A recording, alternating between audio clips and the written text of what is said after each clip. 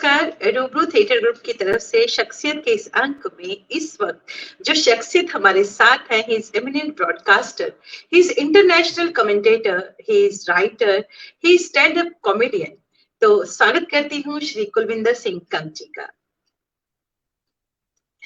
बहुत नमस्कार बहुत काजल, धन्यवाद, बहुत बहुत धन्यवाद आपको और आपके रूबरू थिएटर को। इसी तरह से रूबरू थिएटर तरक्कियां करता रहे और आज आपने मुझे याद किया है और बहुत बहुत शुक्रिया, बहुत बहुत मेहरबानी। सर, बहुत बहुत शुक्रिया रूबरू के इस मंच पर आने के लिए, बहुत बहुत शुक्रिया। तो जैसा कि हमारे शो का फॉर्मेट है कि जितने भी सेलिब्रिटीज हमारे यहाँ आती हैं, उनकी जो लाइफ की इंस्पिरेशनल जर्नी है, अलग अलग फील्ड्स की शख्सियतें यहाँ आती हैं। तो हमारा मकसद है कि जो भी यंग परफॉर्मर्स या यंग जनरेशन, न्यू जनरेशन हमें देख रही हो, तो उन तक एक तरह से जो इंस्पिरेशनल जर्नी है वो उनसे रूबरू हो जाए। तो मैं चाहूंगी आपकी जो जर्नी रही है वो आप हमसे शेयर करें।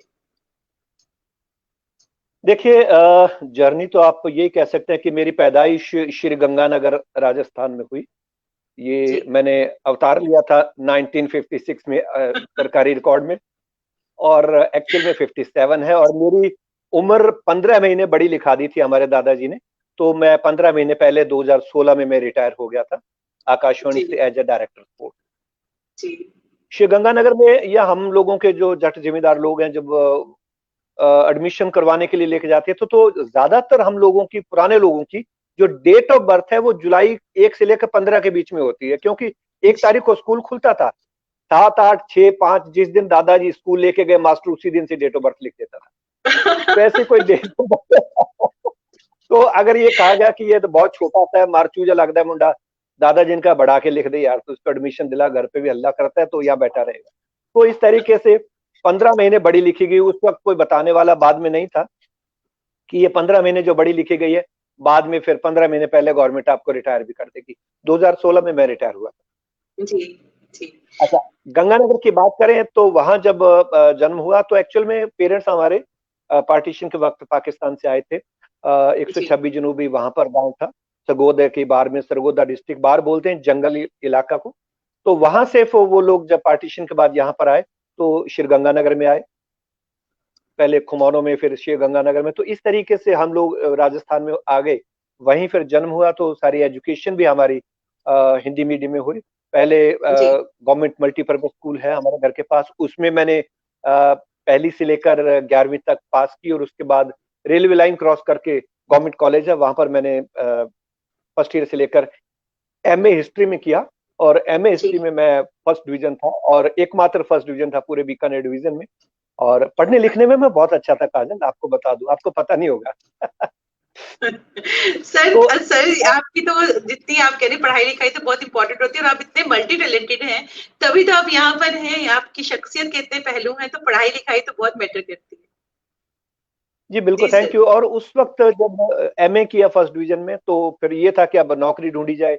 कई जगह बैंक में ट्राई किया, कई जगह उस वक्त 40 रुपए का पोस्टल ऑर्डर लगता था, बहुत बड़ी बात थी 1978-79 में 40 रुपए, लेकिन कहीं बात बनी नहीं। तो क्योंकि हिंदी मीडियम में पढ़े थे, थोड़ा इंग्लिश में हाथ तंग था, वो तो आज तक है, अब थोड़ा बहुत खुला है आफ्टर रिटायरमेंट। तो जब वहां पर एग्जाम वगैरह दिए तो कोई बात बन नहीं पाई इतनी। तो आखिर में, क्योंकि मैं स्टेज आर्टिस्ट रहा था गवर्नमेंट कॉलेज का, 1979 में बेस्ट आउटगोइंग स्टूडेंट था, सर्वश्रेष्ठ छात्र, बेस्ट डिबेटर था और बेस्ट आर्टिस्ट था। मैंने एक ही दिन में, जैसे आप लोग थिएटर करते हो, 1978-79 में मैंने, हमारे जो एनुअल फंक्शन होता था, बहुत भीड़ इकट्ठी होती थी, तो खुद वहां पर हमने 2 प्ले किए हिस्टोरिकल। पहला था सुल्तान की सनक में, जिसमें मोहम्मद बिन तुगलक बना था, जो सन की बादशाह था, 2829 साल का बादशाह का रोल किया, और वो बहुत हिट हुआ। और उसी फंक्शन में एंड में, क्लोजिंग में, हमने किया था औरंगजेब की आखिरी रात, जिसमें मैं 90 साल की उम्र का औरंगजेब भी बना था। तो ये जो कलाकारी हमारे अंदर थी, डिबेट हमारे अंदर थी, और स्पोर्ट्स में खो खो खेलता था, थोड़ी बहुत फुटबॉल खेलता था। तो इस वजह से फिर मैं मल्टी टैलेंटर की उस श्रेणी में, जिसको आप बोल दीजिए, आ गया।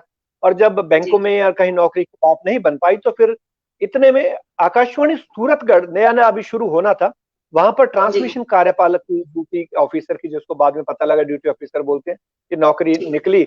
और सबसे बड़ा संयोग देखिए, कोई माध्यम बनता है, मैंने क्या किया कि रोजगार समाचार उस वक्त, एम्प्लॉयमेंट न्यूज शायद अब भी पब्लिश होता होगा, उस वक्त सिर्फ 25 पैसे का आता था।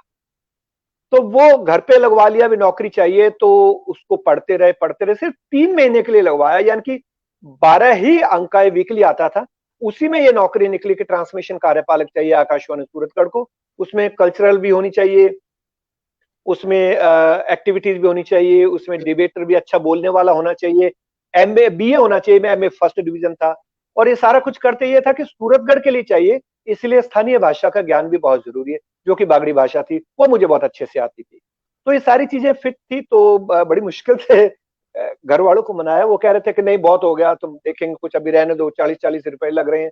मैंने कहा नहीं, इसके लिए सिर्फ 8 रुपए का पोस्टल ऑर्डर चाहिए, आप 8 रुपए दे दीजिए। तो फॉर्म भरा, और उसके बाद सिलेक्शन हुआ, क्योंकि मैं बागड़ी मारवाड़ी बहुत अच्छी बोलता था।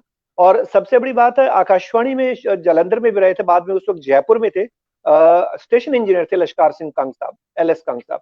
वो जानते भी थे, हमारे दूर नजदीक थे। तो उनको जयपुर में जाके मिला, तो उन्होंने मेरे क्वालिफिकेशन देखी, तो सारा बोले जी तुम्हारे चांस है होने के, और तुम कब इंटरव्यू? मैं कहा जी परसों है।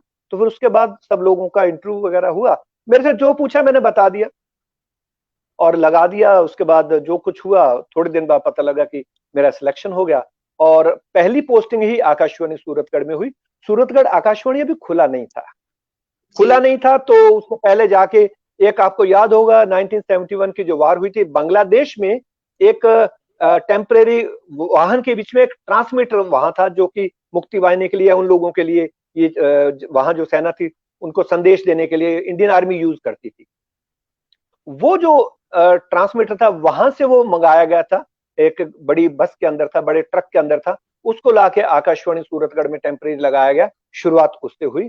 और उसके बाद जब मेरा सिलेक्शन हुआ, क्योंकि नौकरी चाहिए थी और ये परमानेंट नौकरी थी, और एक थोड़ा सा मुझे क्रिकेट का थोड़ा कमेंटेटर बनने का भी एक शौक था। मेरी माता जी को बहुत शौक था, वो कमेंट्री सुनते रहते थे, और वो इतने एक्सपर्ट कमेंट देते थे कि जैसे मान लीजिए 76-77 की बात है, गावस्कर ने पहली गेंद खेली, पहली गेंद पे क्लीन बोल्ड हो गया, तो माता सीधे कहते एनु मर जाने नु कर देना चाहिए टीम चो।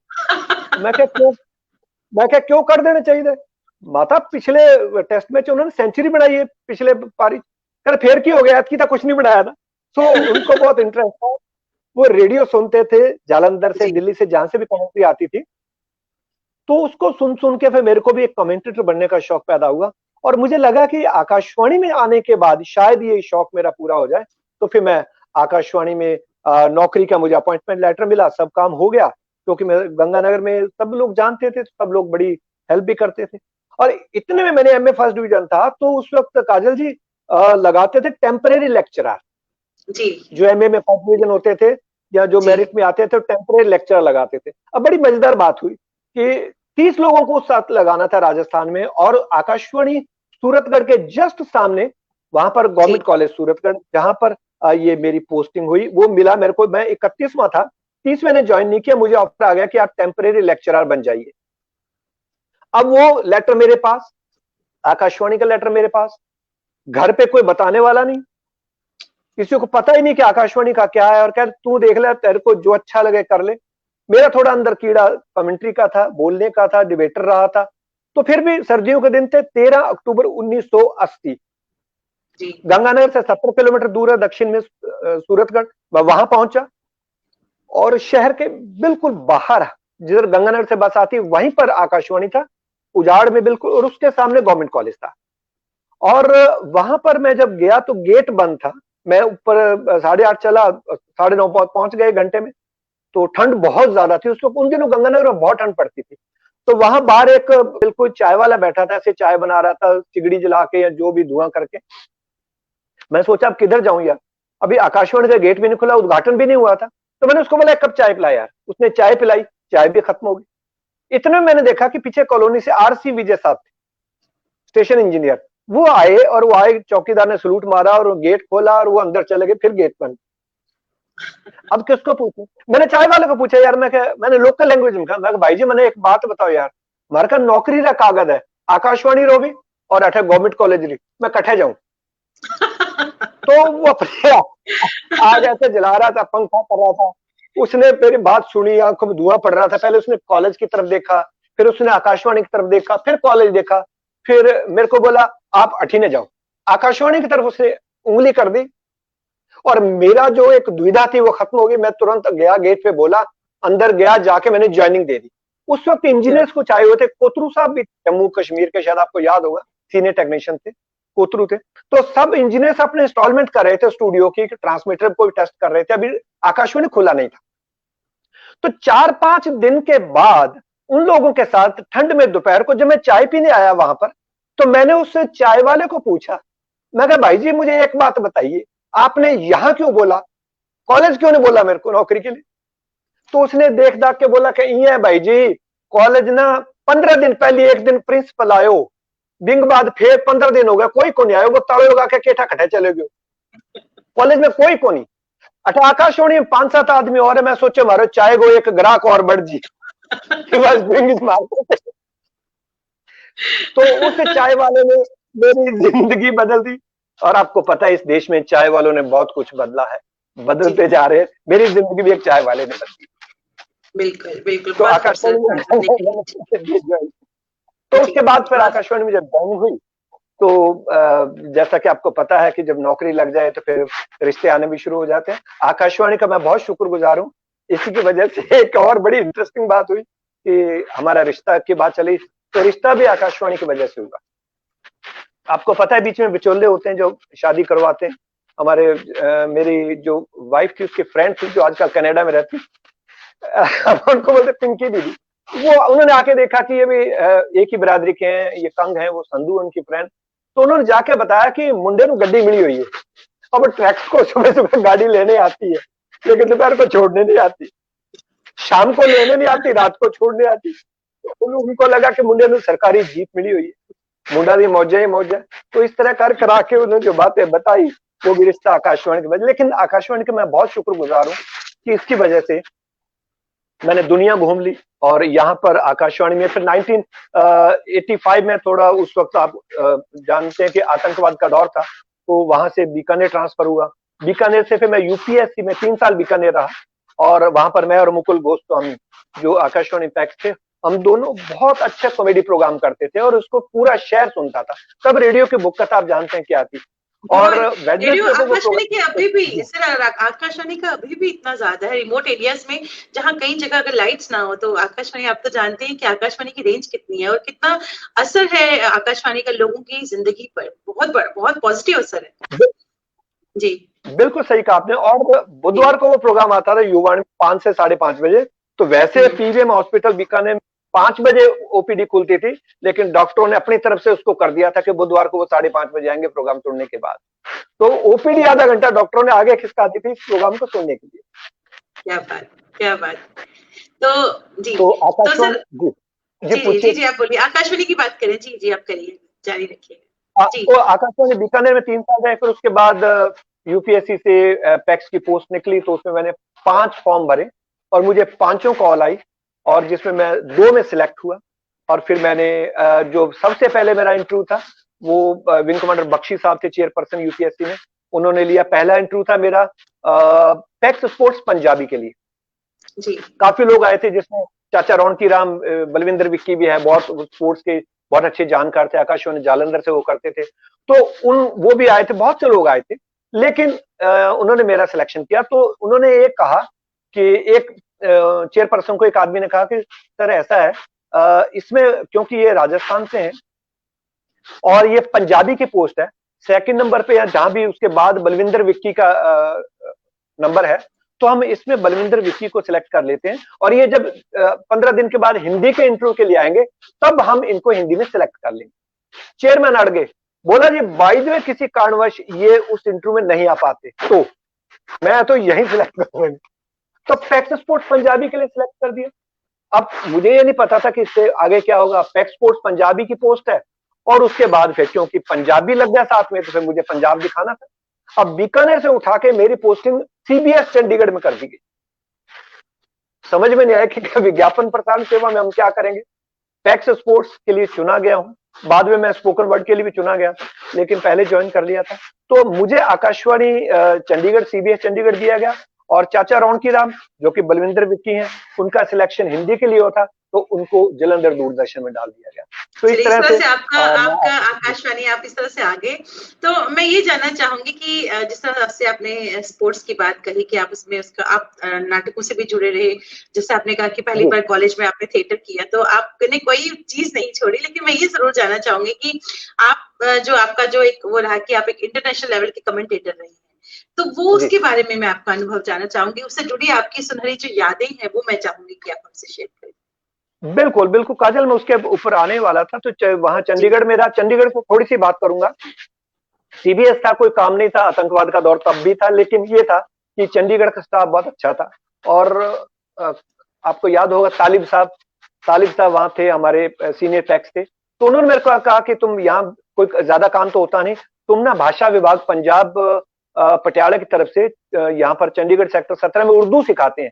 तो लाल साहब हैं, वो मेरे जानकार है, मैं उनको फोन कर दिया, तुम उर्दू सीख लो 6 महीने में, तुम लिंग्विस्टिक हो, तुम्हें लैंग्वेज सीखने का बहुत शौक है, मैं जरूर सीखूंगा। तो मैंने वहां 6 महीने में उर्दू सीखी, खत किताबत उर्दू कोर्स पास किया और मुझे उसका सर्टिफिकेट भी मिला। और वहां पर जसपाल भट्टी के पड़ोस में से आकाशवाणी 19 सेक्टर में ही था, जसपाल भट्टी 19 में रहते थे, उनसे मुलाकात भी थी। तो उन्होंने मुझे कुछ कार्टून की बुक्स दी, वो ट्रिब्यून में कार्टून बनाते थे। तो वो बुक्स लेके मैंने कार्टून स्केचिंग करनी शुरू की। तो उनको दिखाया कहता यार तुम्हारा हाथ तो कंसा मेरे से बढ़िया है। तो मैंने कार्टून बनाने भी शुरू कर दिए, सब जसपाल भट्टी जी, स्वर्गीय जसपाल भट्टी जी की मेहरबानी से। तो वो मैंने बनाने शुरू कर दिया। वहां से फिर चंडीगढ़ से मेरी पोस्टिंग हुई 1991 में, मैं आ गया जोधपुर। अब जोधपुर में आया तो क्योंकि मेरा वहां पर जलंधर में किया, फिर मैंने कहा जी मैं राजस्थान का हूं, मुझे इधर ही ठीक है। तो समय भी कुछ ऐसा था, तो मैं जोधपुर आ गया 91 में। और 91 में जब जोधपुर आया तो मुझे कार्टून बनाने की थी, तो मैंने सोचा अब कार्टून बनाया जाए। तो मैंने वहां पर एक लोकल अखबार है जलते दीप, उसमें मैंने कार्टून बनाने के लिए पदम मेहता साहब से उनसे बात करी। तो वो बोले जी बनाइए आप, हम डेली पॉकेट कार्टून चाहिए। मैंने कहा मैं मारवाड़ी में बनाऊंगा। बोला नहीं जी मारवाड़ी में तो आज तक कभी किसी ने बनाए नहीं, आप मारवाड़ी में कैसे बनाओ, चलते ही नहीं है। मैं कहा जी ऐसा है, चलते तो नहीं है, अखबार आपका है, आप मालिक हो, आप महीना 2 महीने ट्राई कर लो, अगर आपको लगे कि नहीं ये अच्छा नहीं लग रहा, आप बंद कर दीजिए, बंद करना आपके हाथ में। वो कहता बनाइए सर। तो मैंने बनाने शुरू किए मारवाड़ी में काइंसा टाइटल से। पंजाबी कहते हैं ना कि वे हाँ की हाल चाल है, मारवाड़ी में कहते हैं काइंसा, कई आप इकट्ठे पधारो, आप देखो कौन, काइंसा ही एक वर्ड है, मैंने वो एक टाइटल रखा काइंसा। और काजल आप बिलीव नहीं करेंगे, 3.5-4 साल मैं वहां रहा और मैंने वो कार्टून बनाए। और being the first cartoonist in history of Rajasthani cartoon, मेरे को ऑनर भी किया गया, 2 प्रदर्शनियां लगी। तो जोधपुर ने मुझे बहुत कुछ दिया और वहां पर मैंने कार्टून बनाए। और तकरीबन मैं समझता हूँ कि वहां के बाद जोधपुर में बहुत प्यार मिला, बहुत अच्छे लोग हैं, बहुत मीठी भाषा है। वहां मैंने मारवाड़ी सीखी, पक्की मारवाड़ी। और मैं लिखता था, थोड़ी बहुत ठीक है कमियां थी, वो फिर जुगल प्रयास साहब, अभी उनकी डेथ हो गई, अखबार में थे, वो कुछ मेरे को सुधार देते थे और इतने अच्छे अच्छे शब्द लिखने लगा। फिर मैं वहां पर आकाशवाणी जोधपुर में राजस्थानी फोक म्यूजिक का इंचार्ज था, मेरे को राजस्थानी फोक म्यूजिक दिया। मुझे पता नहीं कि मेरी शक्ल में क्या है, मुझे कभी युवाणी दी गई, हालांकि मैं आज तक युवा हूं अभी तक। लेकिन सर मैं यहाँ एक चीज जरूर कहना चाहूंगी, जिस तरह से थिएटर में हम लोग कहते हैं कि थिएटर आपकी पर्सनैलिटी को दिखार के रख सकता है, उसी तरह मैं ये जरूर कहूंगी कि आकाशवाणी, क्योंकि आप अलग अलग सेक्शंस में काम करते हो, म्यूजिक में करते हो, युवानी में करते हो, वुमेन में करते हो, ड्रामा में करते हो, एक पैक्स अलग अलग सेक्शंस में उसकी ट्रांसफर्स होती रहती है, पोस्टिंग होती रहती है। तो आकाशवाणी भी आप पर्सनैलिटी को बिल्कुल बदल के रख देता है और बहुत डेवलप करके रख लेता है। आकाशवाणी आपका जीवन जीने का जो नजरिया है वो सिखा देता है। आप क्या कहते हैं? बिल्कुल आपने, मुझे ऐसा लगता था कि मैं बहुत अच्छा डिबेटर हूँ। जब कॉलेज में था, मैं एक बार वापस जा रहा हूँ, मैं हिंदी में डिबेट बोलता, तो ऐसा लगता था मेरे जैसी हिंदी कोई बोल ही नहीं सकता, एक सरदार इतनी अच्छी हिंदी बोल रहे। लेकिन जब मैं आकाशवाणी में आया तो मुझे पता लगा मैं तो कहीं भी नहीं हूँ, ना नुक्तों का पता है, कुछ भी नहीं है। तो यहाँ के पता लगा कि आप अभी कितने अधूरे हैं। तो आकाशवाणी में आके आप समाचार सुनते हैं, आप सामयिकी सुनते हैं, आप शास्त्रीय संगीत सुनते हैं, सब कुछ सुनते हैं, तो धीरे धीरे यहाँ पर ये पर्सनैलिटी डेवलप होने लगी। आकाशवाणी बीकानेर में उस वक्त स्टूडियो में एसी चलता था, तो हमारे एक जानकार मिलने के लिए आए, ड्यूटी रूम में आए, तो आके वो बोले, बैठे, पानी वानी पिलाया, तो बोले उस वक्त गाने चल रहे थे, सैया छोड़ दे बैया मोरी पतली कलैया मुड़ जाएगी। बोला वाह वाह पाजी क्या बात है, क्या गाने, आपकी ड्यूटी क्या है? मैं कहा जी ये गाने सुनना। नहीं नहीं नहीं मजाक कर रही हूँ ये इतने अच्छे अच्छे गाने सुनना, ये आपकी ड्यूटी है? मैं कहा मेरी यही ड्यूटी है। तनख्वाह मिलती है? हमें तनख्वाह भी मिलती है, तनख्वाह क्यों ना मिलेगी। तो फिर पता क्या बोला, बोला अच्छा कोई जगह खाली है? और मैं कहा भैया ये दूर के ढोल है, अभी ये 1 बजे समाचार आ जाएंगे, 1:10 पे जो शास्त्रीय संगीत आएगा ना वो भी मुझे ही सुनना है। तो ये एक वैरायटी होती है। मैं शास्त्रीय संगीत की बात कर रहा हूँ कि हम लोगों को अभी भी इतना नॉलेज नहीं कि ये राग कौन सा है या क्या है, लेकिन इतना है कि अगर कोई आर्टिस्ट बेसुरा होता है तो हमारे कान तुरंत बता देंगे कि यहाँ पर जगह आ गए। तो ये आकाशवाणी ने हमें सिखाया है, वो चाहे भाषा है, चाहे भाषा पर नियंत्रण है, शब्दावली है, स्क्रिप्टिंग है, संगीत का ज्ञान है, और नपे तुले शब्दों में, और खासतौर पर जब आप किसी से इंटरव्यू करते हो तो फ्रॉम द हॉर्सेज माउथ कम से कम बोलना है, ये जसदेव सिंह जी भी कहते थे, अगले से आप ज्यादा से ज्यादा बात सुनिए।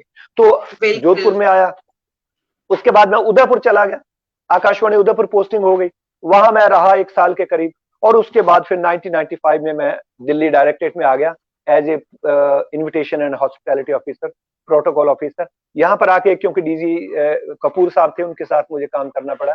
काफी हमारे सीनियर डीजी थे, डीडीजी थे, जिसमें मालाकार साहब थे, कृष्णन साहब थे, और गायकवाड़ साहब थे। तो इन सब से हमने बहुत कुछ सीखा, और मुती अहमद साहब तब डायरेक्टर स्पोर्ट्स थे। तो यहाँ आने के बाद थोड़ा कमेंट्री का हुआ, और पहले मैं रणजी ट्रॉफी कमेंट्री करता रहा, छोटी मोटी ट्रॉफियां जो थी मैं लोकल पे अप्रूव था। लेकिन जब मैं दिल्ली आया 95 में, तब जाके फिर मैंने पहली बार, मुझे याद है, मुझे पहला वनडे मिला जब मैं अप्रूव हुआ।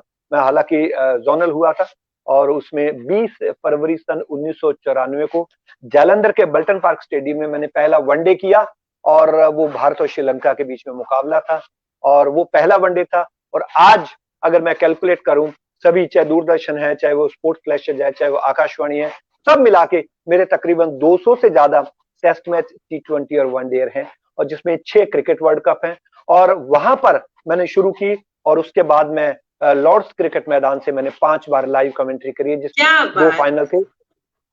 एक 1999 का वर्ल्ड कप का फाइनल, और एक था नटवेस्ट ट्रॉफी का, जिसमें आपको याद होगा सौरभ गांगुली दादा ने शर्ट उतार के घुमाई थी जीतने के बाद। तब मैं और सुरेश सरैया साहब उसकी कमेंट्री कर रहे थे। एक और मजेदार किस्सा कमेंटेटर बनने का, आकाशवाणी सूरतगढ़ में हुआ 1984 में। मुझे कमेंट्री का तो था ललक कि मुझे करनी है, लेकिन उस इलाके में कुछ भी नहीं होता था। एक वहां पर खालसा कॉलेज में सीनियर स्टेट हॉकी चैंपियनशिप का फाइनल हुआ, ये था कोटा और श्रीगंगानगर के बीच में। तो मैंने अपनी कमेंट्री करने के लालच में मैंने खुद जाके ऑर्गेनाइजर से लेटर लेके आया, रतिराम जी हमारे स्टेशन डायरेक्टर, तो उनको बताया कि सब इस इलाके में हॉकी मैच हो रहा है, हमें लाइव कमेंट्री करनी चाहिए। उन्होंने फिर परमिशन दे दी, बोले आप करो इंतजाम। मैं कहा मैं सारे कर लूंगा। टेलीफोन वाले जानकार थे, लाइन बिछ गई, अखबारों में आ गया। तो वहां मैंने पहली कमेंट्री करी। राकेश खत्री उस वक्त हॉकी के थे, अभी भी हैं, करते हैं। तो हम दोनों ने पहली बार कमेंट्री करी। मजेदार बात क्या हुई कि वहां पर जब हमने मचान बनाई, उस वक्त कमेंट्री बॉक्स बनाया, लकड़ियों के सारे बल्लियां लगा के बनाते थे मैदान में, तब कमेंट्री बॉक्स तो होते नहीं थे। हॉकी के मैदान पे साइड में जब बनाया, तो हमारे इंजीनियर से, आपको पता, बड़ी बड़ी कंसोल बक्से लेके पहुंचते थे उस वक्त। अब वो जब ऊपर चढ़े तो 2-3 घंटे पहले वो भरभरा के टूट के नीचे गिर गया। अब कमेंट्री कैसे हुई, अब बड़ी मुश्किल होगी। तो फिर मैंने दिमाग लगाया, मैंने फिर क्या किया, वहां से एक ट्रक लाया जानकार का। ट्रक का जो ड्राइवर सामने की तरफ देखता, वो मैंने सेंटर में लाइन पे खड़ा करके मैदान की तरफ मुंह कर दिया, और ऊपर जो डाला होता है जिसमें मजदूर कई बार बैठे होते हैं, कत्तियां वगैरह रखते हैं, वहां पर हमने कुर्सी लगा के वहां बैठ के मैंने पहली बार लाइव कमेंट्री करी। वो मेरा एक्सपीरियंस बड़ा गजब का रहा। उसके बाद तो फिर आप पता है, मैंने अभी निवेदन किया कि दुनिया के तकरीबन काफी स्टेडियम से मैंने कमेंट्री करी। 16 बार मैंने कमेंट्री के लिए विदेश यात्रा की है। लॉर्ड्स स्टेडियम में से भी आपने कहा कि 3 बार लॉर्ड्स स्टेडियम से आपने किया, क्या बात, क्या 5 बार, 5 बार, 5 बार, क्या बात सर। और एक और, हाँ, और एक और बात मैं कहना चाहूंगा, क्यों मैं ही बोले जा रहा हूँ, आप नहीं सर, हम सुन रहे हैं, बहुत प्यार भरे अपना फोन का मैसेज मुझे दिखा, मेरे इधर भी आ गया। मैं ये कह रहा हूँ कि पहली बार मैं विदेश गया 1998 के हॉकी वर्ल्ड कप के लिए। अब उसकी भी बड़ी मजेदार घटना हुई। घटना ये हुई कि उस वक्त वहां पर मुझे और नोवी कपाड़िया जी को जाना था। अब लास्ट मोमेंट पे जाके फाइलें क्लियर होते होते लेट हो गई, उधर वर्ल्ड कप शुरू होना था, सारी तैयारियां थी। तो वहां पर मुझे ये लगा, क्योंकि मैं टैक्स था, तो मेरा मंत्रालय से क्लियरेंस हो जानी थी। नोवी कपाड़िया साहब आउटसाइडर थे, तो उनका पीएम हाउस जाना था। इतने में जसदेव सिंह साहब के लिए भी लेटर आ गया कि इनको भी भेजा जाए, स्वर्गीय जसदेव सिंह जी। तो उनका लेटर आया, तो फिर उनके लिए कार्रवाई शुरू हो गई। तो शर्मा साहब थे हमारे जो बाद में सीईओ बने आकाशवाणी के, उस वक्त वो मिनिस्ट्री में जीएस थे। उन्होंने मुझे बुलाया, बोला भी देखो तुम्हारे भेजने की पावर मेरे हाथ में, यह मंत्रालय भेज सकता है। अब 3 दिन रह गए, मैं अगर तुम्हें इनसे अलग करके एक बार भेज दूं तो शुरू के 2-3 मैच तुम कर लोगे अकेले? मैं कहा जी मैं कर लूंगा, ये बाद में आपको ज्वाइन कर लेंगे अंग्रेजी कमेंटेटर। मैं को ओके जी ठीक है सर। उन्होंने मेरा ऑर्डर अलग करके मुझे ऑर्डर दे दिया कि आप उठ जाइए आज रात को, क्योंकि मैं इन्विटेशन एंड हॉस्पिटैलिटी ऑफिसर था, सबके पासपोर्ट वीजा की टिकटों की कार्रवाई करता ही था, तो मुझे सारा पता ही था। तुरंत मैंने कार्रवाई करवाई और मैं हॉलैंड पहुंच गया। हॉलैंड पहुंचा तो अब यहाँ मैं रोज फोन करूं मोती अहमद साहब को, साहब अंग्रेजी कमेंटेटर कब आ रहे हैं, और फाइल मंत्रालय में डिले होती गई, करते करते गए, वक्त पे कोई भी अंग्रेजी कमेंटेटर पहुंच नहीं सका। और काजल बिलीव नहीं करेंगे कि पूरा हॉकी वर्ल्ड कप मैंने अकेले में किया। हिंदी इंग्लिश दोनों नहीं जी, मैं अंग्रेजी तक कितने होती तुहानू पता है, बड़ी मुश्किल पास होए। पापा जी नाम की स्पेलिंग तो मास्टर पूछ के भरते होंगे सी फॉर्म, हिंदी में करी मैंने हिंदी में करी। जी जी जी सर। तो वहां पर हॉकी वर्ल्ड कप पहली विदेश यात्रा, कोई इंजीनियर नहीं, कोई कुछ नहीं, वहां से लाइनें लेनी थी, उन्हीं के इंजीनियर डच वाले रेडियो के यूज करने थे, लाइन टेस्ट करवानी थी, सारा कुछ करना था, और उठ भी नहीं सकते आप। तो अकेले ने पूरा वर्ल्ड कप बोलना था, पूरा मैच में अकेला बोलता था। ईएसपीएन वाले थे, वो आके कैमरा एक दूसरे को पकड़ा के देखने आते थे। रेडियो पाकिस्तान के कमेंटेटर आए थे, वो 3-3 थे, तो उनको लगा ये अकेला ही बंदा बोले जा रहा है। और फाइनल मुकाबला हॉलैंड और स्पेन के बीच में था, और वो 1 जून 1998 को था, और वो गोल्डन गोल तक गया, यानी कि 117 मिनट हॉकी मैच चला। वर्ल्ड कप का फाइनल, ब्रेक अप कर नहीं सकते, इतना तेज खेल हो रहा है, आप स्लो हो नहीं सकते। मालिक की कृपा रही मेरे ऊपर कि मैंने 2 घंटे तक नॉन स्टॉप बोला। क्या बात, क्या बात। तो सर जैसे कि हमने कहा था कि आपकी जो एजुकेशन है, आकाशवाणी तो आपको वाकई बहुत कुछ सिखा देता है, और जब आप आकाशवाणी में जाते हैं काम करने, कोई भी जो आकाशवाणी में काम करता है, तो एक फोकस, क्योंकि डेडलाइंस होती हैं कि आपको इस डेडलाइन में ही काम करना है, इसे नहीं तो ब्लंडर हो जाएगा। फोकस करना, कॉन्फिडेंस के साथ काम करना, एक लिमिटेड आवर्स में काम करना, और फिर आपका जो मेंटल हॉरिजन है बहुत ब्रॉड हो जाता है। आप जब एक प्रोग्राम बनाते हो तो बहुत सारी चीजों में से गुजरते हो, रिसर्च करते हो, तो वो वही सेम आप स्पोर्ट्स के साथ रहे हैं, तो वही सारी चीजें आपके साथ भी हुई हैं।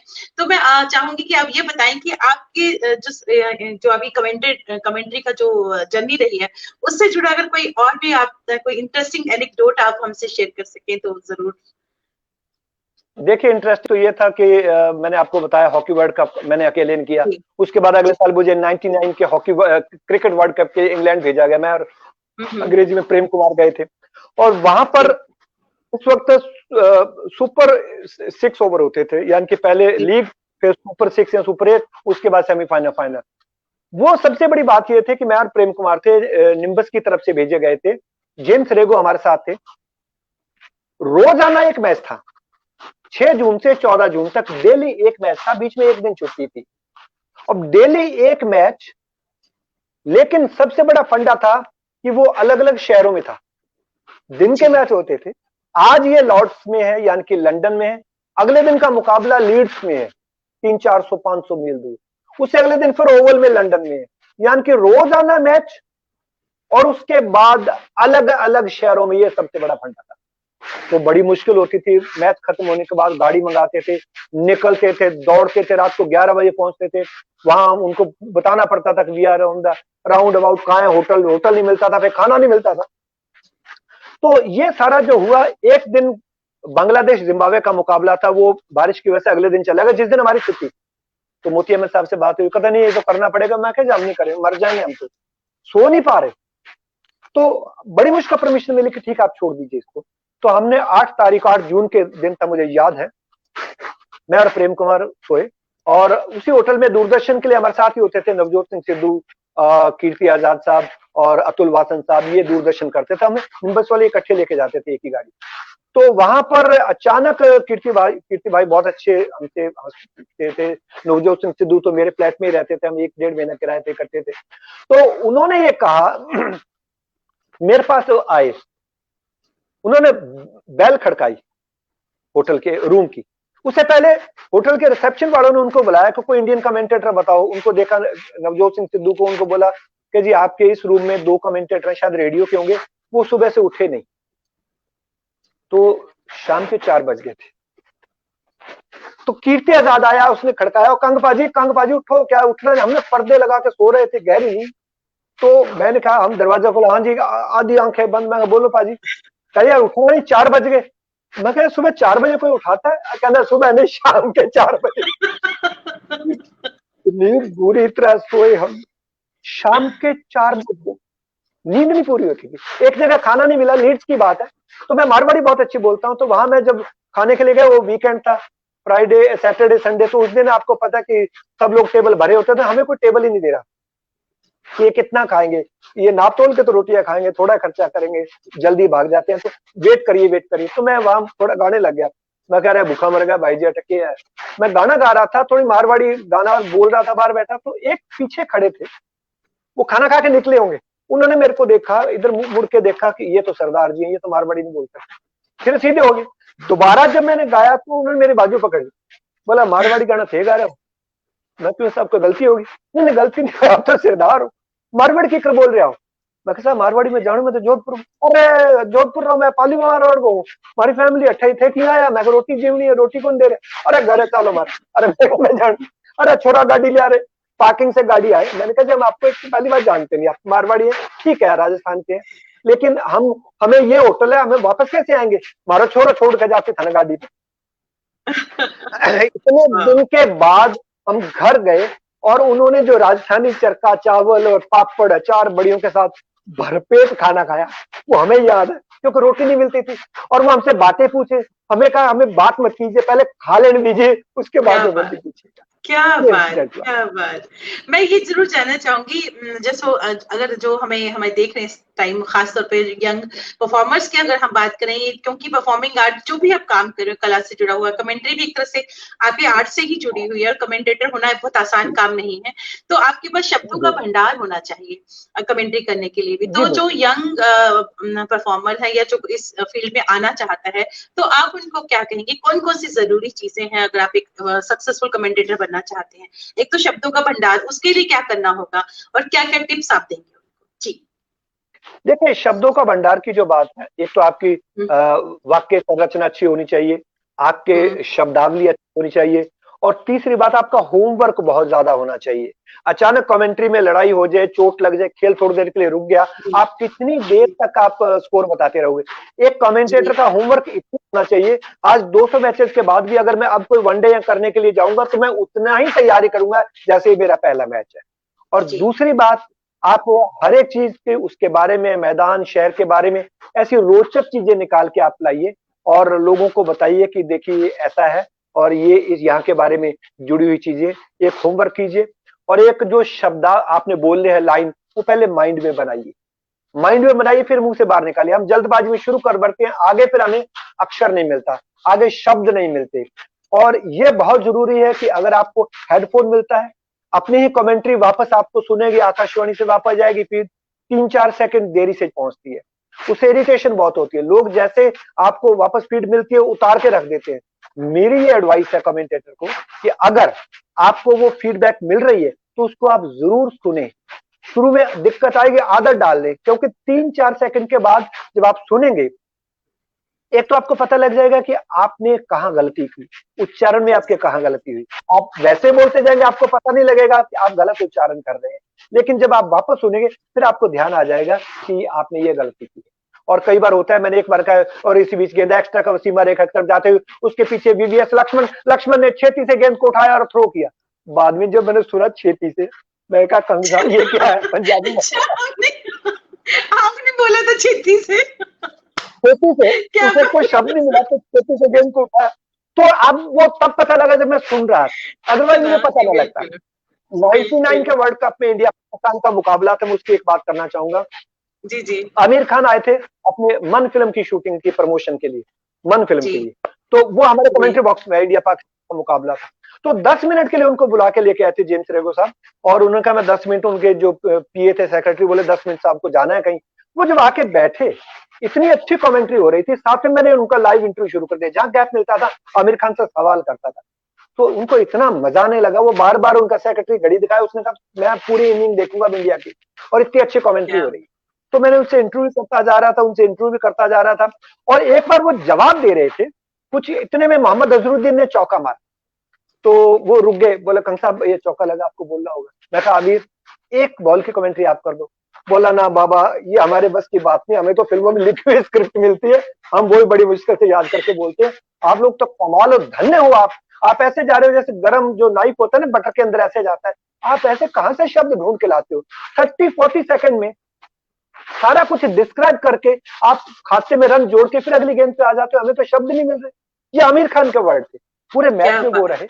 और उसके बाद 2004 में जब श्रीलंका गए एशिया कप के लिए, तो वहां जॉन इब्राहिम मेरे कमेंट्री बॉक्स में आए। तो वो इंग्लिश में कमेंट्री स्पोर्ट्स के बहुत इंटरेस्टेड है। तो उन्होंने कहा कि मैंने पूछा आपकी कोई तमन्ना है जिंदगी की? कहने सबसे बड़ी तमन्ना थी आकाशवाणी का मैं कमेंट्री बॉक्स देखूं, जहां से बॉल ऐसे स्विंग होती दिखाई देती, पिच के ऊपर है। मैंने कहा आपकी कोई तमन्ना नहीं कि आप कमेंट्री करना चाहें? करेंगे तो बहुत बड़ी कमेंट्री तमन्ना है, कौन करने देगा? मैं कहा अभी आप कमेंट्री करेंगे मेरे साथ इंग्लिश में, करेंगे? कहते यस। मैं कहा ये 2 ओवर के बाद, ये जो डॉक्टर मिलिंद टिप्पणी साहब ओवर कर रहे हैं, इसके बाद आप करोगे इंग्लिश में। उसने पूरी तैयारी करी, जॉन इब्राहिम ने पूरा स्कोर लिखा, कौन कैसे है, और पूरा लिख के बिल्कुल तैयारी के साथ बैठे जॉन इब्राहिम, और उन्होंने 2 ओवर की कमेंट्री करी। इतनी बेहतरीन कमेंट्री थी, मैं खुद हैरान था।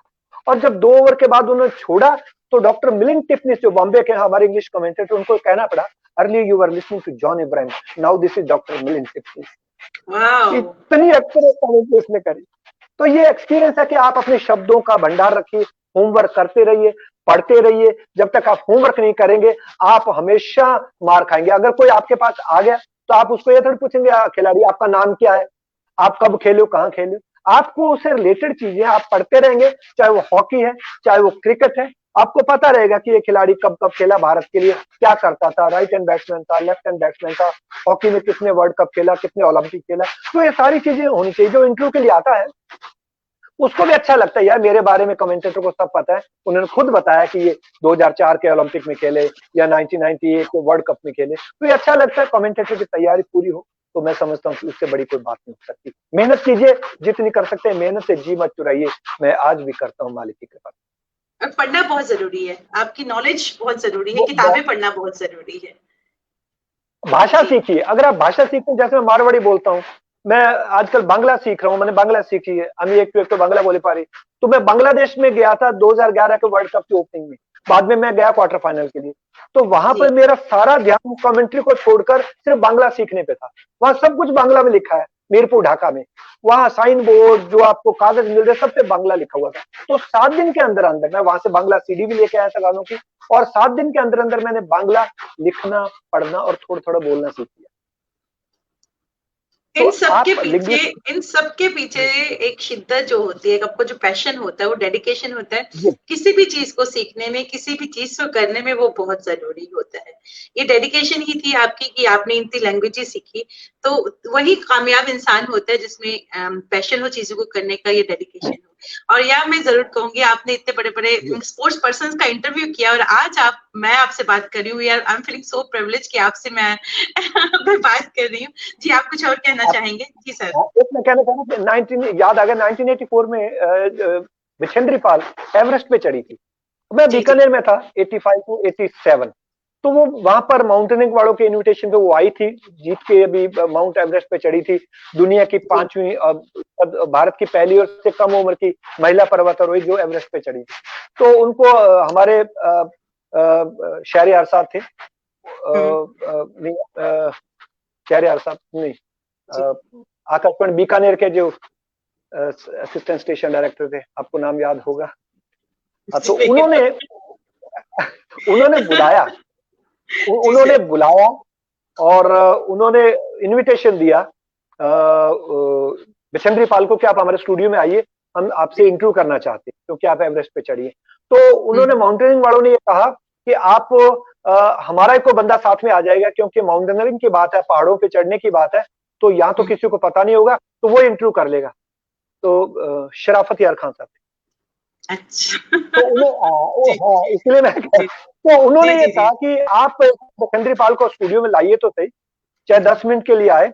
हमारे पास एक ऐसा बंदा है जो रोजाना कागजों पे एवरेस्ट चढ़ता और उतरता है, उसको सारी नॉलेज है। क्योंकि मैं आकाशवाणी सूरतगढ़ में था, तो मैं कर्नल एएस चीमा जो कि 1965 में एवरेस्ट पे चढ़े थे, 20 मई 1965 को, वो पहले इंडियन बॉर्न थे जो एवरेस्ट पे चढ़े थे, उनका मैं हर साल इंटरव्यू करता था।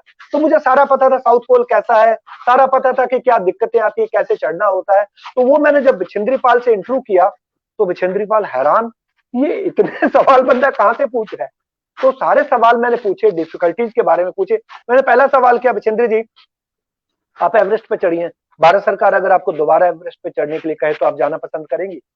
बोले नहीं, मैं चाहती हूँ कि यूथ को मैं मौका दूं, नए लोग सामने आए। मैं कहा बिछेंद्री जी मेरा सवाल आप दोबारा सुनिए, मैं आपसे पूछ रहा हूँ कि भारत सरकार अगर आपको दोबारा एवरेस्ट पे चढ़ने के लिए कहे तो क्या आप जाना पसंद करेंगी? कहती नहीं।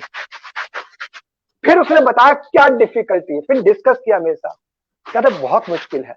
तो वही हुआ। तो बाद में मेरे को बोली जी आप माउंटेनियरिंग करते हो? मैं कहा मैडम मैं तो टंगना कोठे ते नहीं चढ़ सकता, 2-3 बार पौड़ियां तो डिगदा, तो माउंटेनियरिंग की गल बहुत बहुत हंसी। कमाल है यार, इतने आप कहाँ तक वनस्पति है, कहाँ तक बर्फ है, किधर कैंप लगते हैं, आपको सारी नॉलेज है।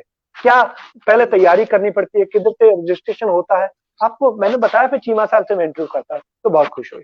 तो बहुत सी बातें आकाशवाणी आकर सीखी। और जो कमेंटेटर बनना चाहते हैं, लर्निंग कभी भी ना छोड़िए। आज आई एम रनिंग 64, 65, लगता नहीं हो ना मैं? नहीं लगता? बिल्कुल ही सर, नहीं नहीं नहीं ना। मैं यही चाहता था कि आप बोल दो एक बार कि मैं लगता नहीं। तो मैं चाहता हूँ कि मेहनत करो, आप मेहनत करो, और जितनी मेहनत कर सकते हो वो आपको। एक भाषाएं सीखिए, मैं लिंग्विस्टिक हूँ, 2008 के ओलंपिक में मैं बीजिंग गया था, टूटी फूटी 40 क्वेश्चन आंसर में चाइनीज सीख के गया। आकाशवाणी में थे हमारे एक कुलीग, उनसे मैंने सीखा थोड़ा, और एक मैंने किताब लाया। तो वहां पर मैं चाहे टूटी फूटी बोलता था, वो ऐसे ऐसे झुक झुक के नमस्ते करते थे, नी हाओ, कि इनको चाइनीज समझ में आती है, चाइनीज बोल रहे हैं। तो बहुत फर्क पड़ता है अगर आप वहां जाते हैं, वहां की भाषा।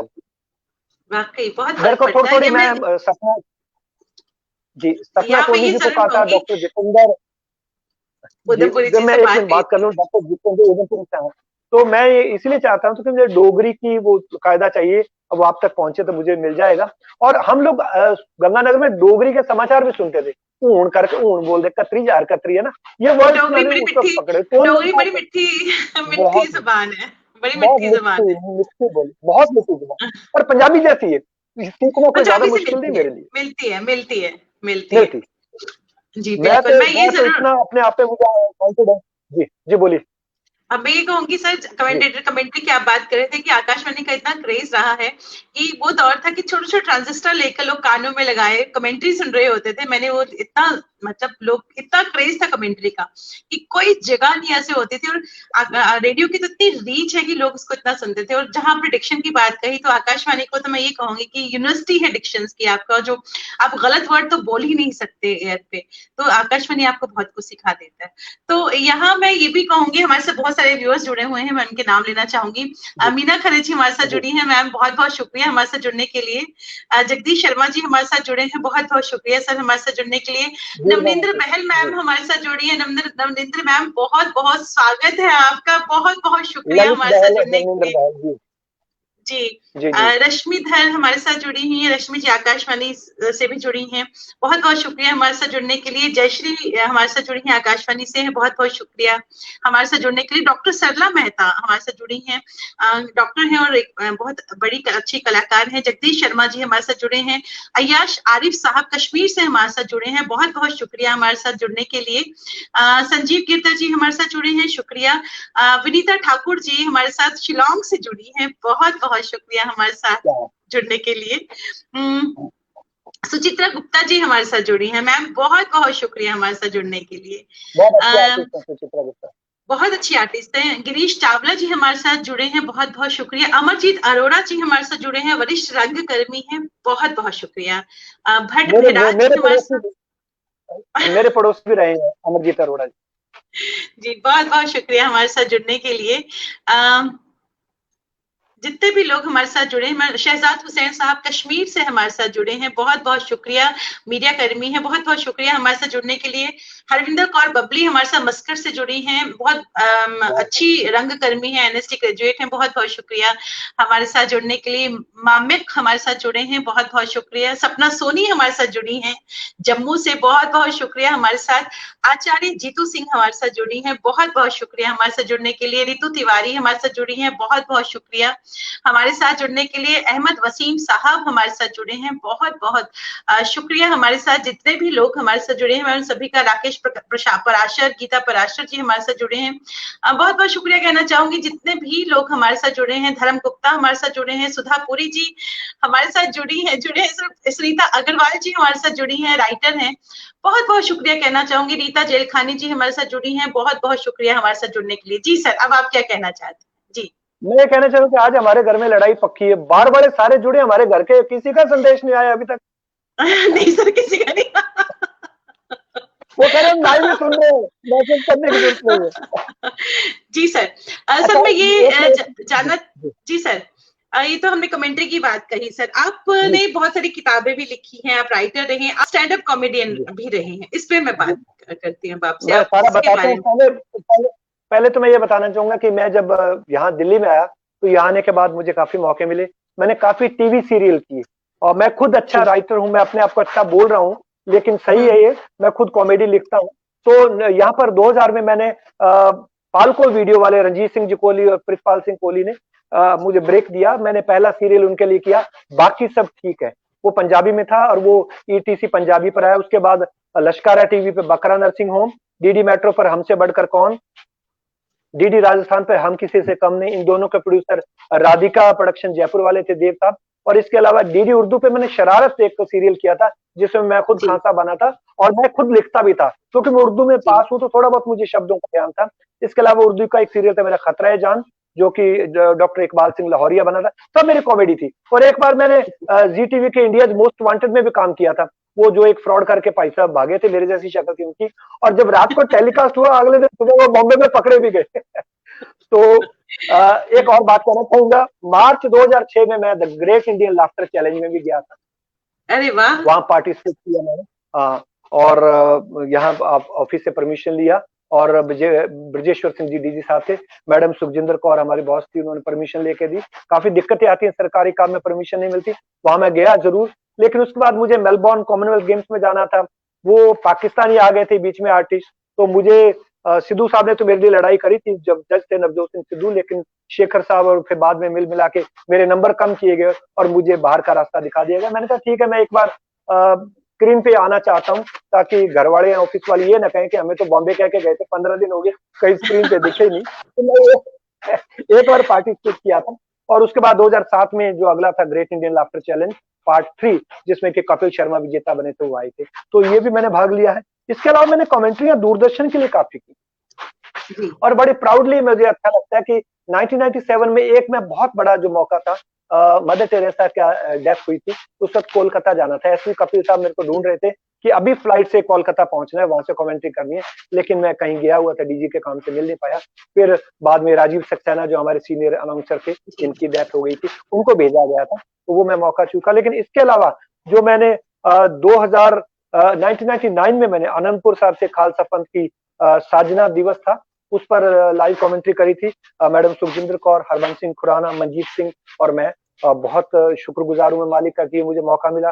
फिर 2004 में गुरु ग्रंथ साहब का जो 400 साल प्रकाश उत्सव मनाया गया था जी, अमृतसर में, वहां पर मुझे कमेंट्री करने का मौका मिला था। मैडम सुखजिंदर कौर अंग्रेजी में कर रहे थे, इसके अलावा मैं था, और देविंदर सिंह जो कि इस समय सीनियर अनाउंसर है जालंधर में, और मंजीत सिंह, ये दोनों हमारे साथ कमेंट्री कर रहे थे। और तीसरी जो मौका मिला वो था डीडी के नेशनल नेटवर्क पर गया था 2008 में, 30 अक्टूबर को त्रिशताब्दी गुरता गद्दी दिवस था, जो कि नांदेड़ साहब से लाइव कमेंट्री थी, जिसमें MS बत्रा साहब, तेजेंद्र गगन, लेट तेजेंद्र गगन, सुखजिंदर कौर मैडम और मैं थे। वो भी तीनों जो ऐतिहासिक मौके हैं उन पर मुझे कमेंट्री करने का मौका मिला, तो मैं बहुत शुक्रगुजार हूँ। आपने बात करी किताबों की, तो ये किताबें जो मेरी है अभी तक मैं लिखता रहता हूँ, अखबारों में कम लिखता हूँ, मुझे टाइप वाइप नहीं आती। तो एक ये किताब है, मैं आपको दिखा दूं जरा। एक म्यान दो तलवार, एक म्यान दो तलवार, एक म्यान दो तलवार, और ये मेरी और मेरी मिसेज जसप्रीत कौर कंग की किताब है। हम दोनों, शायद ये बताया गया कि हिंदुस्तान के पहले कपल हैं जो दोनों व्यंग लिखते हैं, दोनों की ये एक किताब आई है। अभी तक ये रहा कि कोई व्यंगकार है तो वाइफ उसकी कवित्री है या कलाकार है, लेकिन दोनों व्यंग लिखते हैं, और उनकी किताब अभी तक तो मुझे बताया गया कि नहीं सामने आई। तो ये 2006 में वाणी प्रकाशन से किताब आई थी, लोगों ने उसको बहुत प्यार दिया और वर्ल्ड वाइड हुआ। उसके बाद मैं 2012 से क्योंकि मैं व्यंग लिखता था हिंदी में। तो मैंने काफी अखबारों में, राजस्थान पत्रिका में, इधर उधर बहुत व्यंग लिखे, छपता रहता था। राष्ट्रीय सहारा में मैं रिवर्स किक लिखता था और ये आता था संडे को। तो मैं आकाशवाणी के भवन के सामने ही रिजर्व बैंक के बाहर पहले दुकानें होती थी, अगर आपको याद हो, जूस की जी जी दुकान, ये बिल्कुल। वो, वहाँ आपको अखबार वाला बैठता था। तो वो उसको मैंने पूछा, बोला ये राष्ट्रीय सहारा की कॉपियां मैंने रखी हैं, ये संडे की कॉपियां, लेकिन लोग फ्राइडे को पैसे देके जाते हैं कि संडे की कॉपी हमें चाहिए मंडे को। उसमें मेरा आर्टिकल आता था रिवर्स किक, स्पोर्ट्स पे व्यंग लिखता था। तो बोला इसी वजह से लोग एडवांस पैसे दे जाते हैं कि एक कॉपी हमारे लिए जरूर रख देना। तो जी वो फिर मैंने खेलों पे व्यंग लिखने शुरू किए। डॉक्टर स्मिता मिश्रा हैं, हमारी बहुत अच्छी मित्र हैं, खालसा कॉलेज में प्रोफेसर हैं। उनका एक बाइलिंगुअल न्यूज़पेपर है द स्पोर्ट्स क्रीडा, अभी भी चल रहा है। 2012 में वो शुरू किया गया था जब लंदन ओलंपिक होने थे, तब से मैंने जी। उसमें रेगुलर व्यंग लिख रहा हूँ, आज 8-10 साल हो गए। तो खेलों पे व्यंग लिखने वाला मैं, मुझे बताया गया, जैसे डॉक्टर प्रेम जन्मेजय जी ने, या व्यंग की जो भी डॉक्टर हरीश नवल साहब ने, या व्यंग की कोई अधिवेशन हुए, उसमें बताया गया कि खेलों पे व्यंग लिखने वाला कोई व्यंगकार नहीं है इंडिया में जिसकी किताब छपी हो। तो मेरी ये पुस्तक आई है, खेलों पे व्यंग है, खेलों के व्यंग कांग दे रंग। दिख क्या रही है जी? बात, क्या, बिल्कुल सर, बिल्कुल दिख रही है, बिल्कुल और दिख ये रही है, ये क्या ये, बात। ये जो किताब है, मेरा मेरी वाइफ दोनों का स्केच वो भी मैंने ही बनाया है, क्योंकि मैं कार्टून बनाना क्या सीख गया बात, था 10 साल बच्चे से सीख कर। तो ये क्या किताब बात आई है, अब सर। दूसरा पार्ट भी इसका आने वाला है। और कहा जा रहा है कि I am only one in India जिसकी खेलों पे व्यंग की किताब आई है। तो ये जो क्या मैंने था, बात समय से हाथ होने की और था, इसलिए मैं सोचा जल्दी जल्दी बता दूं, और तो कुछ सर, याद नहीं कॉमेडी है। का और भी आपने बताइए। बता दिया, कॉमेडी, आप जो स्टैंड अप कॉमेडियन रहे हैं उस पे भी आपने बता दिया। तो मैं इसको अगर एकदम क्रक्स पे ले आऊं, सारा जो हमारी आज की बातचीत रही है, जी कला, जी आप ये जो जितना भी आपने काम किया, एक तरह से आर्ट से जुड़ा हुआ है। तो ये एक साधना है, अगर हम कला की बात करें, कोई भी आर्ट फॉर्म जो होती है, वो कला से जुड़ी हुई कला की, वो एक साधना है, और देखने में बहुत ग्लैमरस लगता है। चाहे इंटरनेशनल कमेंटेटर रहे हैं तो कितना ग्लैमरस लगता है कि आप इंटरनेशनल जी कमेंटेटर हैं, या आप पहले व्यंगकार हैं जो दोनों हस्बैंड वाइफ लिखते हैं, या कॉमेडी स्टैंड अप कॉमेडियन आप रहे हैं, तो ये बहुत ग्लैमरस लगता है। लेकिन इसके पीछे जो एक वो मेहनत है, इसके पीछे जो साधना है, उसके बारे में आप क्या कहना चाहेंगे, खासतौर पे देखिए मैंने, न्यू जी, न्यू जनरेशन को। जी ये जी एक सर। अंदर से आग होती है, आपके अंदर अंदर से आग होती है, हर एक आर्टिस्ट में होती है, हर एक बंदे में होती है, उसको डेवलप जी करना होता है।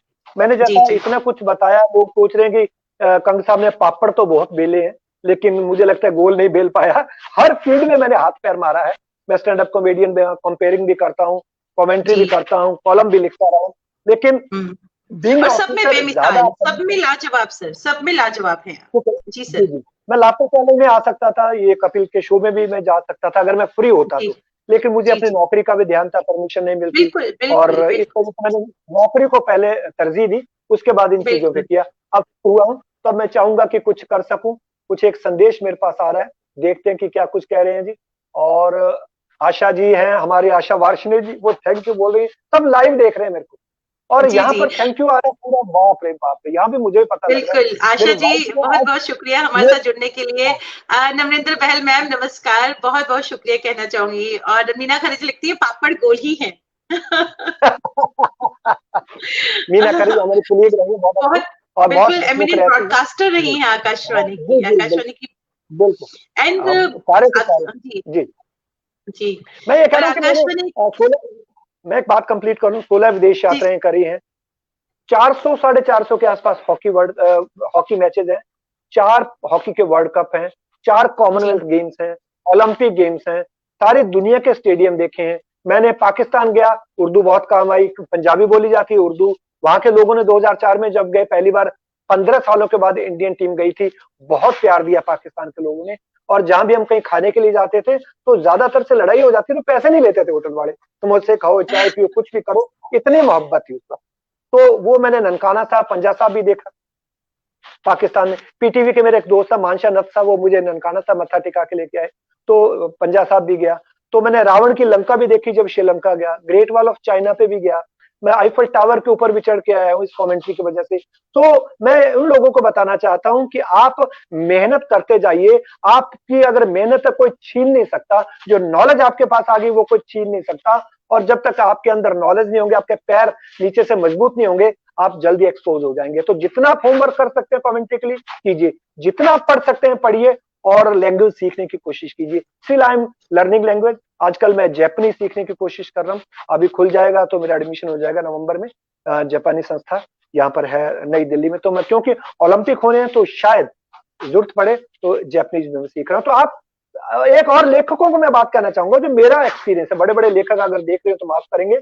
मैं जब स्टडी टेबल पे बैठता हूँ, स्टडी टेबल बना रखा है, लाइट लगी है, जब आप बैठते हैं तो आप ना नाइट सूट में जैसे बैठे, पैरों में आप जुराबे जरूर पहन के बैठिए, स्लीपर पे, क्योंकि आप लिख रहे हैं, आपकी परमात्मा से डोर जुड़ी हुई है, बहुत अच्छी लाइनें चल रही है, अचानक मच्छर ने नीचे पैर पे मारा तो वो लाइन टूट जाएगी और मच्छर कहेगा ढूंढ ले मेरे को, भैया मैंने तो तेरी लाइन तोड़ दी। इसको मच्छरों से बच के, कोरोना से बच के और मेहनत करते रहो, आप अपने पद पे जरूर सफल हो गया।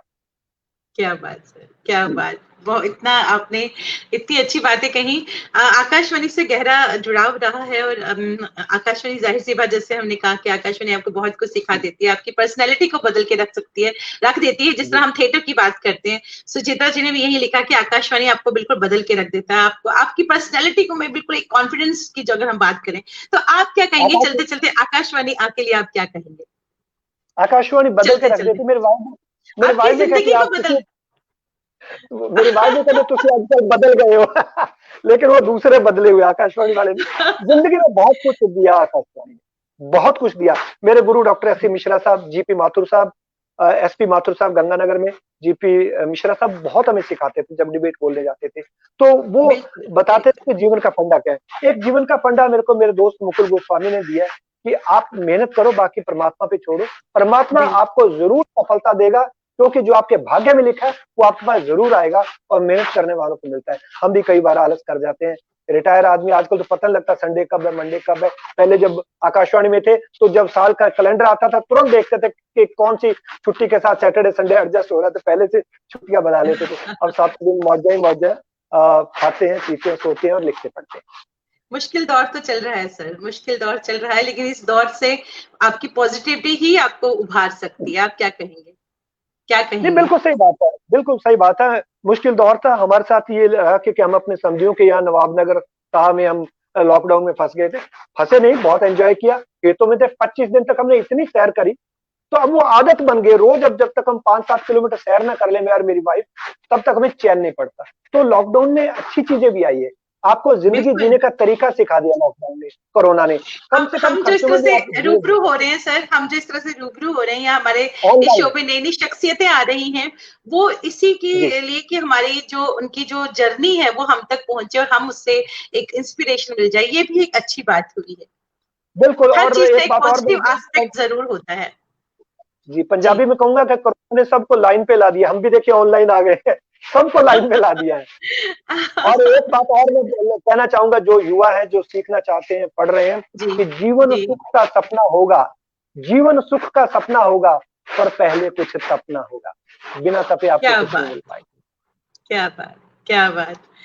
बस सर बहुत बहुत शुक्रिया कहना चाहूंगी कि आपने इतनी अच्छी अपनी जो आपकी इंस्पिरेशनल जर्नी थी वो आपने हमसे शेयर की, और इतना मजा आया आपसे बात करके सर, बहुत मजा आया। और बहुत बहुत धन्यवाद।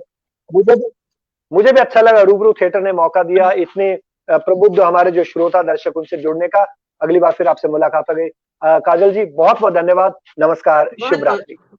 बहुत बहुत शुक्रिया, बहुत बहुत शुक्रिया। हमारे साथ जितने भी व्यूअर्स हैं सभी का मैं शुक्रिया कहना चाहूंगी, हमारे साथ जुड़ने के लिए तहे दिल से शुक्रिया, और हमारी हौसला अफजाई के लिए। और जैसे कि हम अक्सर कहते हैं कि रूबरू थिएटर की ये कोशिश है कि इस वक्त जब बहुत सारी चीजें हम खुल के नहीं कर रहे, खासतौर पे हम परफॉर्मिंग आर्ट्स की अगर हम बात करें, तो ऐसे दौर में, ऐसे वक्त में ये जो जर्नी रही है सेलिब्रिटीज की, हमारे यहाँ जो सेलिब्रिटीज आते हैं उस जर्नी से हम रूबरू होते हैं, हमें इंस्पायर होते हैं, और बहुत सारे लोग उनसे इंस्पायर होते हैं। खासतौर पे न्यू जनरेशन की अगर हम बात करें तो एक इंस्पिरेशन मिलती है। तो कल भी हमारे साथ एक ऐसी ही शख्सियत रहेंगी, कल शाम को 7 बजे। जम्मू कश्मीर से है लेकिन मुंबई में बहुत काम कर रहे हैं, थिएटर से हैं, टेलीविजन से हैं, सिनेमा से हैं, काम कर रहे हैं, बहुत सारे सीरियल्स में आपने उनको देखा होगा। तो कल शाम को 7 बजे किशन भान जी हमारे साथ रहेंगे, तो जुड़िएगा हमारे साथ कल शाम को 7 बजे। तब तक के लिए नमस्कार और शुभ रात्रि।